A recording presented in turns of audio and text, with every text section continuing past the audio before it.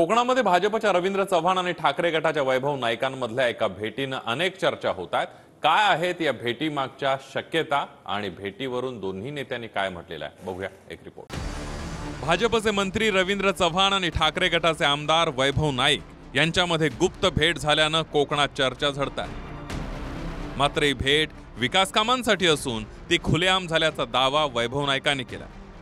या भेटीवरून दोन तर्क दिले जात आहेत। पहिली म्हणजे ठाकरेंचे कुडाळचे आमदार वैभव नाईकांची भाजपच्या चव्हाणांशी जवळीक वाढली आहे का, आणि दुसरं म्हणजे या दोघांची भेट म्हणजे राणेंसाठी इशारा आहे का।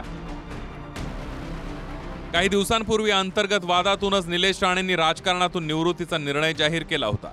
मात्र 24 तासांच्या आतच तो निर्णय बदलला। सूत्रांच्या माहितीनुसार निलेश राणेंनी कुडाळ मतदारसंघावर फोकस केलाय, पण त्याच मतदारसंघात भाजपचे रवींद्र चव्हाण ठाकरे गटाच्या वैभव नाईकांना बळ देत असल्यानं राणेंमधील धुसफूस वाढल्याचं बोललं जात होतं।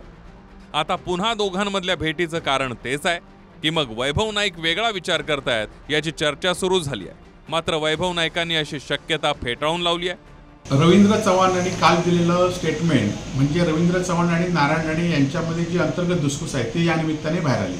हा दौरा एखाद्याची गुप्त भेट असेल तर ती काय सांगून होत नाही। ही खुलेआम रेस्ट हाऊसमध्ये शासकीय अधिकाऱ्यांच्या समोर या ठिकाणी त्यांना भेटलो। वैभव नाईक सुद्धा बऱ्याच वेळेला या संदर्भात माझ्याशी चर्चा केली।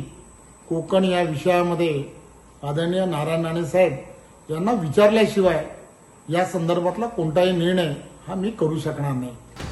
महेश तावडे, TV9 मराठी, कुडाळ, सिंधुदुर्ग।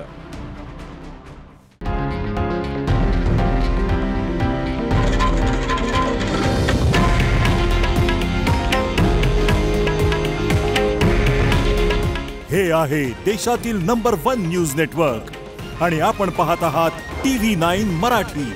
काळजी तुमची, हित महाराष्ट्राचं।